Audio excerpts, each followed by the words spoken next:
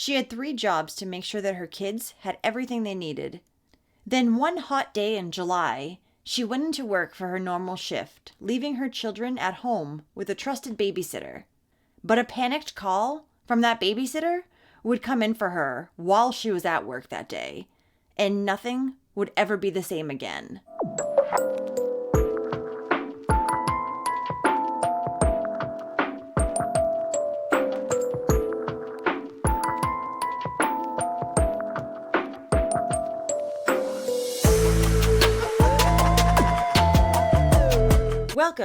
Welcome back. I'm Cassie, and this is A Wicked World.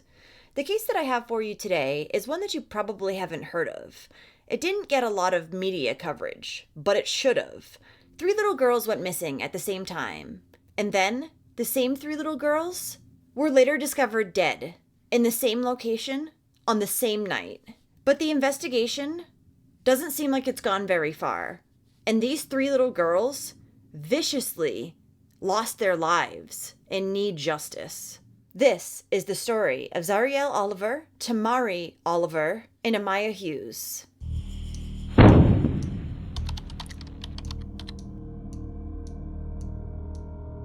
Zi'Ariel Oliver was born on January 8th, 2013. She was a happy and lively little girl who loved dancing, reading, and playing with her siblings. A'miyah Hughes was born soon after, on December 23rd, 2013. She was a sweet little girl who loved to play outside, sing, and dance. And then Tamari Oliver was born 3 years later, on October 28th, 2016. She loved to have fun and made friends easily. She also loved to play with her dolls and her siblings too. All 3 girls were born in Mount Pleasant, Texas, to their mother, Shawmonique Oliver. The girls also had 3 other siblings. 28-year-old Shawmonique Oliver went into her job on July 29th, 2022, around 1 p.m. She was a nurse and worked at a local home care facility in Texarkana. So Shawmonique's cousin, who was named Paris Props, had been living with her for around 2 years, and he was at the Atlanta, Texas home that night, babysitting Shawmonique's 6 children. Shawmonique had a 9-year-old, an 8-year-old, a 7-year-old, a 5-year-old, a 4-year-old, and a 1-year-old. So while she was at her job, she called in around dinner time to check in on the kids and see how everything was going. The children told her that they had been eating supper and then were watching TV together. She asked what they were going to be doing for the rest of the night, and she was told that they were going to stay in and watch some more TV and then take their baths before bed. They wouldn't be going anywhere, as it was late, and they knew better than to go outside once it started to get dark out. So Shawmonique's shift was set to end at 10 o'clock that night, and she lived about 25 minutes away.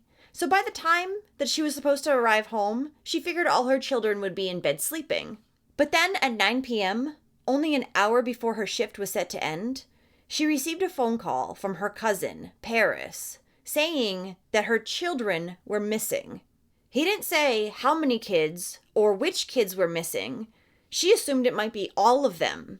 He also hadn't called 911 yet. He had called Shawmonique first. Paris had to run to a neighbor's house to ask for her phone, because apparently he didn't have a cell phone or he just didn't have it on him at the time. I don't know. Shawmonique, in a complete panic, left work early, got in her car, and flew home. On the way, she called 911 to report that her children were missing, though at this point, she still didn't know how many or which children. She also called her aunt to ask her to rush there and start looking for the kids before she got home, and then to stay and look for the children if they hadn't found them yet once she got there. Now by 10 p.m., the Texas Parks and Wildlife Department game wardens, Cass County Fire and Rescue crews, and Cass County Sheriff's Office were on the scene to search for the missing children, who were discovered to be Zi'Ariel Oliver, who was 9 years old, A'miyah Hughes, who was 8 years old, and Tamari Oliver, who was 5 years old. Shawmonique's other 3 children were discovered to be safe inside her home. So Texas game wardens brought in their canine units to help search for the missing 3 little girls. Officers took the canine to the last known location of the girls, which was their home, so that they could pick up a scent and then follow the trail to where they had gone. The dog found their scent and began leading officers to a neighboring property.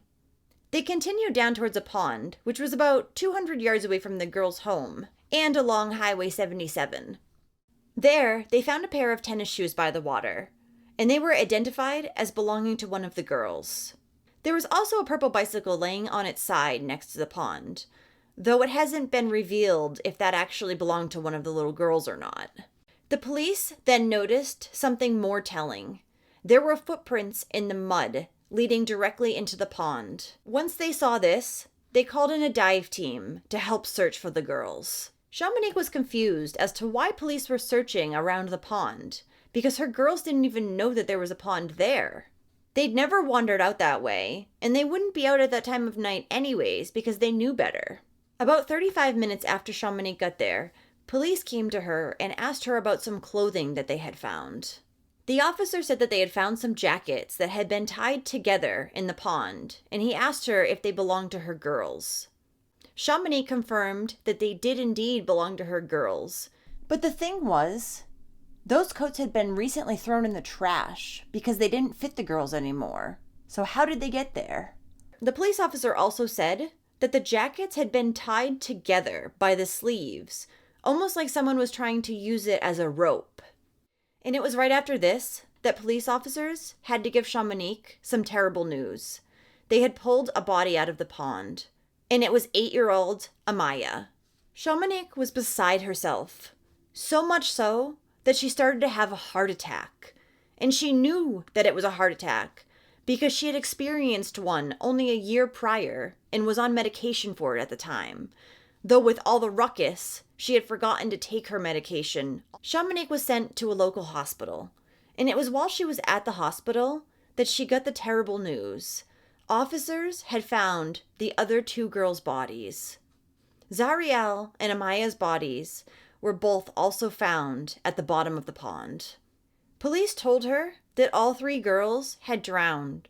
Chamonix barely remembers the moment that she heard about her other 2 girls' bodies being discovered because they had to sedate her so she wouldn't suffer another heart attack. All 3 girls had been found, fully clothed, though 2 of them were missing their shoes. The little girls' bodies were sent in for autopsies, and when the autopsy results came back, everyone was in shock. They had not drowned at all. Their cause of death was strangulation. All 3 of them. There were also lacerations to their faces, and to make matters even worse, all 3 little girls were also sexually assaulted. And it wasn't until March 23rd, 2023, that a statement was released letting the public know that the girls' cause of death was not an accidental drowning, but rather homicide.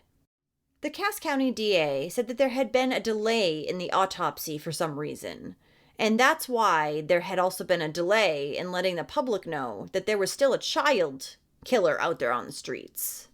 And 31-year-old Paris Props, who had previously been living with the family, now wasn't even speaking to Chamonix. He was ignoring her. Since the girls had been discovered dead, police hadn't even interrogated him. They had asked him a few questions once they got to the scene that night, but he was never brought in for any type of formal interview. And he was the last adult that was known to be with them. At the time, he was living with his mother, and his mother was telling him not to speak to police, and she was telling everybody to stay away from the house as well. So keep in mind that Paris's mom is Chamonix's aunt, therefore also the 3 girls' aunt. And she's trying to protect her son, who knows something about the death of 3 innocent little girls, instead of giving them justice. And although Paris did attend the girl's funeral, he slept through the entire service. Paris also has a long criminal history that included misdemeanor weapon charges, narcotics charges, and criminal mischief charges. But Chamonix said that in the 2 years that he had lived at her house, there had never been any issues with him. Chamonix's 4-year-old daughter, whose name hasn't been revealed, spoke to Texas Rangers, and she told them that she had seen Paris going into the woods with the 3 little girls prior to their disappearance. But they wouldn't listen to her, stating that she was too little. Let me tell you, if my 4-year-old said something like this, unprompted, I would absolutely believe her. Kids make up shit like princesses and unicorns. Not this kind of stuff. The neighbor who had lent Paris her phone that night to call Shamanique said that she felt like something wasn't right. And she also says that she told police officers a very key piece of information. She said that when Paris had showed up to her house, he was wet. And not just wet like he had sweat a lot, but drenched, she said.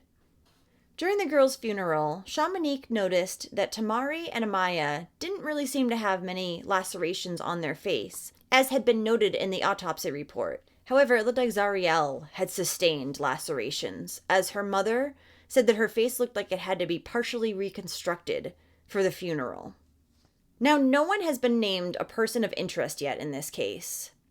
Nobody. It's been over a year now. And Shamanique has tried to reach out to the Texas Ranger who's working on the girl's case, Josh Mason, to ask him how the investigation's going and where they're at. But he never has returned her phone calls or emails. Oh, sorry. There was one time that he did. He called her from an unknown number and asked her if people had been trying to contact her since a press release had gone out. So it seemed that he was only concerned about possible bad press rather than what actually happened to the girls. Texas Rangers are investigating the murders of 3 young girls in Cass County, and now a controversial organization is injecting itself into the situation. NBC6's Donald Britton shares the latest.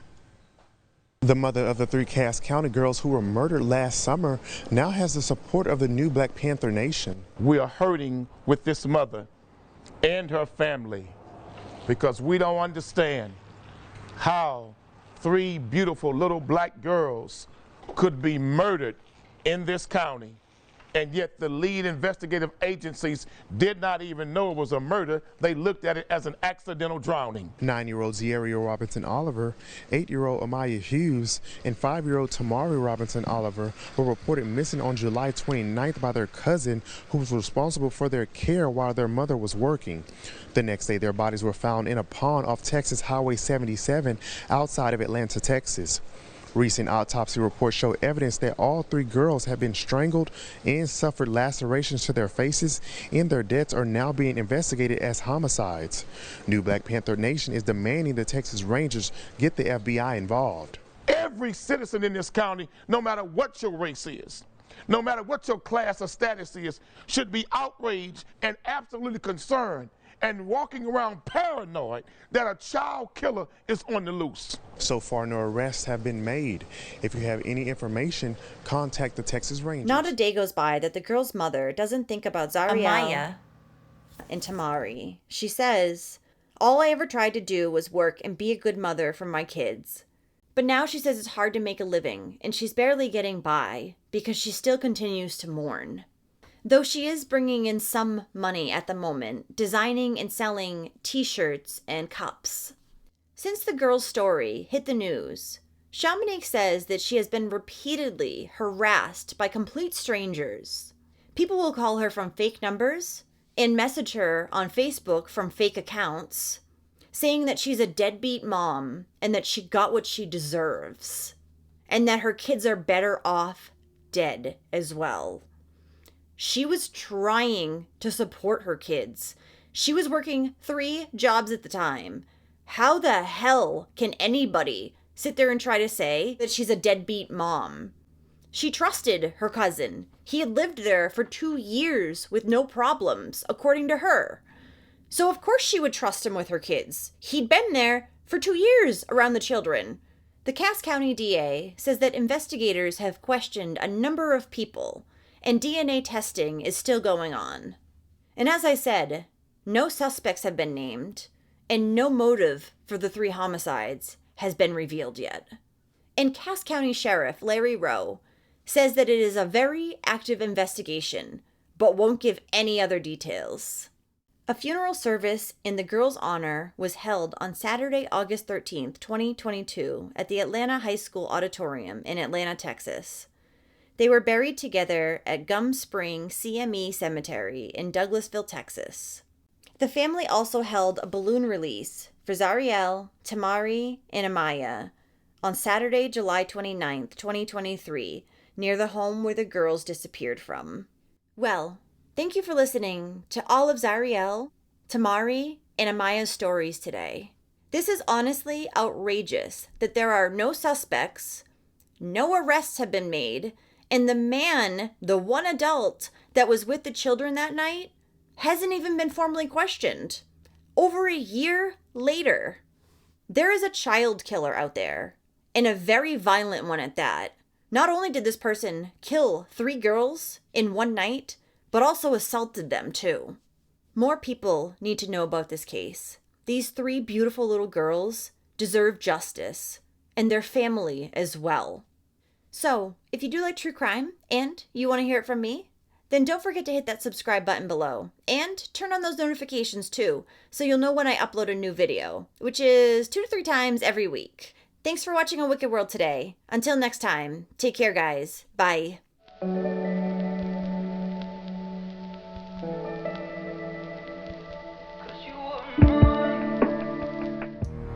Thanks for being patrons of A Wicked World. Adina, Amy, Angela, Angie, Catherine, Danielle, Hanorama, Kara, Lindsay, Mel, MJ Kelly, Neoma, and Tammy. You guys rock. Now, there's even more of A Wicked World on Patreon. You'll have access to exclusive videos each month and more. Any support truly helps to make sure the victims never get forgotten and to highlight the shortcomings of society associated with each case. So check it out at patreon.com/awickedworld or use the Patreon app.